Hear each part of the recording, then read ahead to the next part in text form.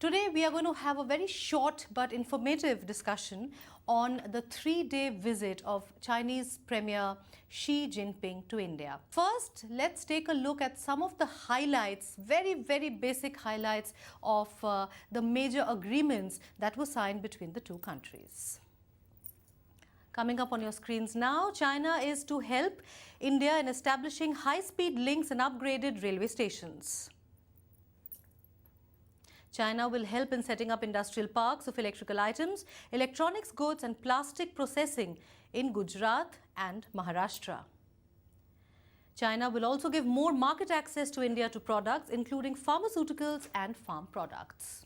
It was a very critical visit. Everyone was there. I think the whole world was looking at this. Two Asian superpowers meeting very cordially, though there was some eyeball to eyeball happening at the border, but the visit of the two leaders were cordial, right? Not really. I mean, the cordial visit ended yesterday before, and yesterday and today was not very cordial. This whole border issue came up, and Yes. it's a very serious issue. Very serious, yes. Because India and China share the longest disputed border in the world. Yeah. And there are hundreds of disputes that happen. For example, apparently in the last year, we've had some 400 incursions. So it is the relationship between the two can be called everything else but cordial. No, but it was paradoxical, don't you think? I mean, on one hand, Xi Jinping is shaking hands with Narendra Modi, and there is this dance program and other cultural events being organized for him, and on the other, at the line of actual control, there is an incursion. It's very paradoxical. It is, and it's particularly so for our Prime Minister, who's been known to be rather aggressive on his border policy. Yes. And so on.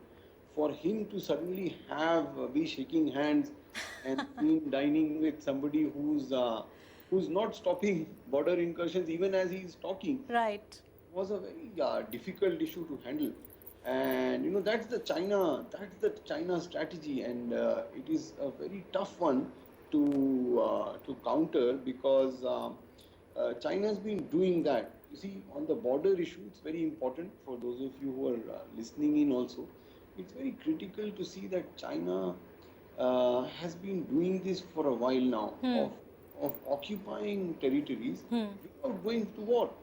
It is a very clever strategy. So you will find China engaging in talks, in trade, but getting in and occupying areas that, for example, in India, areas that 5 years ago were Indian territory, clear Indian territory, are now within the Chinese border. So that's a tough thing, and that's a difficult strategic it's issue. a dangerous thing.